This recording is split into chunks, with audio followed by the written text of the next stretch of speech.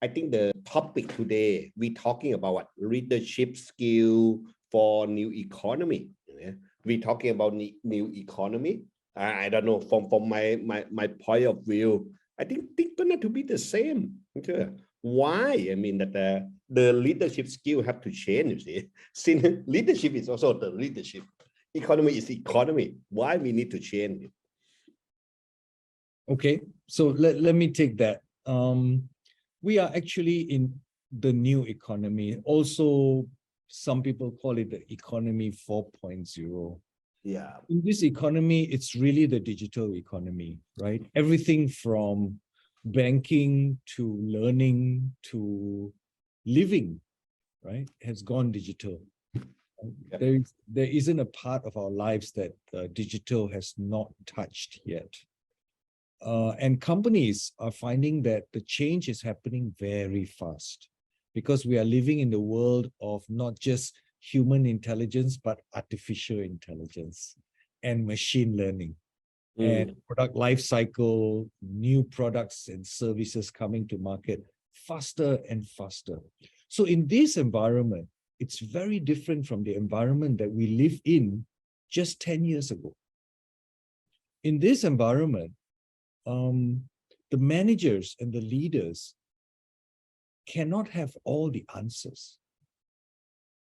And the staff cannot rely on just the leader to tell them what to do next. If that happens, then the leader is the bottleneck and companies can't move fast enough. And that's when digital disruption happens, right? You get companies that are disrupted and some of them are no longer around, right? And the leaders of today have not been around for more than 10 years sometimes, right? Look at a company like Grab, for example, right? So a lot is changing and leaders need to change.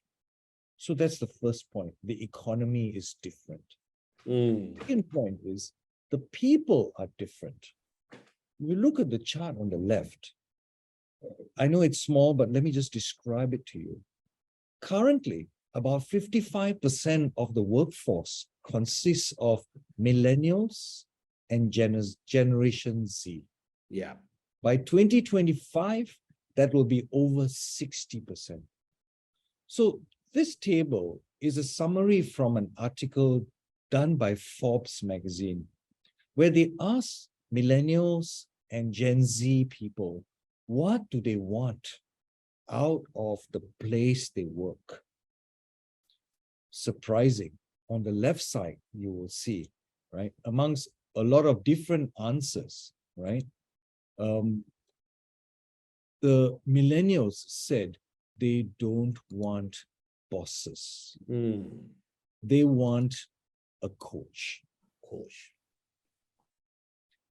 Whereas when they asked the Gen Z, it was interesting, slightly different answer, right?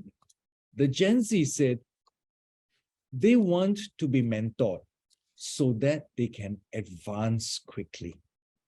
So it is very clear that management needs to understand they are working with a new generation of employee and team member, right? Over 60% very soon will consist of this group, and they have different expectation, different aspiration. Right? Finally, if you look at this article by Harvard Business Review, they already have completed their study, and this is a published article. They're saying that the role of the manager is changing. The role of the manager is now becoming that of a coaching leader. In other words, the manager is no longer the boss. The manager or the leader is a coach. So everything is changing and leaders need to change. So when you say that, okay, coaching, yeah, you mentioned coaching, they need a coaching leader. So what's the difference between coaching and mentoring or teaching? Are they the same thing? Okay, good question. And many people are also wondering this question. So thank you for asking. There is a big difference between training, mentoring, and coaching. This is the definition of what is coaching, right? Coaching is unlocking a person's potential to maximize their own performance. It's not teaching them, but it's helping them to learn.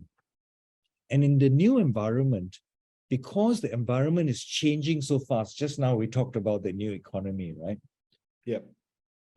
Leaders need to help their people learn and adapt faster, right? They cannot wait for instructions anymore. They need to be able to adapt and act. So the leader needs to be the coach from now on.